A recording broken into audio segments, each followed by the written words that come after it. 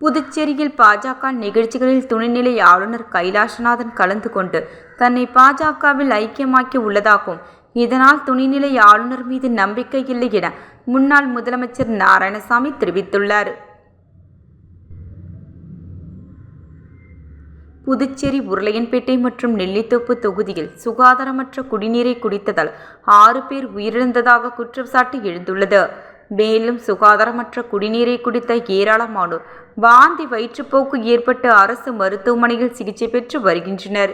இந்நிலையில் பொதுமக்களுக்கு தரமற்ற குடிநீர் வழங்கியதாக என்ஆர் காங்கிரஸ் பாஜக கூட்டணி அரசை கண்டித்தும், இவ்விவகாரத்தில் பொதுப்பணித்துறை அமைச்சர் லட்சுமி நாராயணன் பதவி விலக கோரியும், மக்களுக்கு சுகாதாரமான குடிநீர் வழங்க வலியுறுத்தியும் புதுச்சேரி காங்கிரஸ் கட்சியினர் கண்டன ஆர்ப்பாட்டத்தில் ஈடுபட்டனர். முன்னாள் முதலமைச்சர் நாராயணசாமி, காங்கிரஸ் மாநில தலைவர் வைத்திலிங்கம், சட்டமன்ற உறுப்பினர் வைத்தியநாதன் உள்ளிட்டோர் தலைமையில் 100க்கும் மேற்பட்ட காங்கிரசார் கட்சியினர் காமராஜர் சிலையிலிருந்து நேருவீதி வழியாக ஊர்வலமாக வந்து நேருவீதி, மிஷன் வீதி சந்திப்பில் ஆர்ப்பாட்டத்தில் ஈடுபட்டனர்.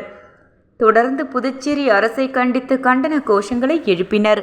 தொடர்ந்து செய்தியாளர்களை சந்தித்த முன்னாள் முதலமைச்சர் நாராயணசாமி, புதுச்சேரியில் பொதுமக்களுக்கு தரமற்ற குடிநீர் வழங்கிய விவகாரத்தில் பொதுப்பணித்துறை அமைச்சர் லட்சுமி நாராயணன் பதவி விலக வேண்டும் எனவும், புதுச்சேரியில் இலவச அரிசி வழங்குவதில் மாதந்தோறும் ரூபாய் 2 கோடி ஊழல் நடைபெற்றதாக குற்றம் சாட்டினார். தொடர்ந்து பேசிய அவர், பிரதமர் மோடியின் பிறந்தநாளை ஒட்டி பாஜகவினர் நடத்திய முருகன் கோவிலில் தங்கத்தேர் இழுக்கும் நிகழ்ச்சியில் துணைநிலை ஆளுநர் கைலாசநாதன் கலந்து கொண்டதால் அவர் பாஜகவில் தன்னை ஐக்கியப்படுத்திக் கொள்கிறாரா என கேள்வி எழுப்பிய அவர், ஆளுநர் என்பவர் நடுநிலையானவர், அனைத்து கட்சிகளுக்கும் பொதுவானவர். ஆனால் துணைநிலை ஆளுநர் கைலாசநாதன் பாஜக நிகழ்ச்சிகளில் கலந்து கொள்வதால் அவர் மீது நம்பிக்கை இல்லை என தெரிவித்தார்.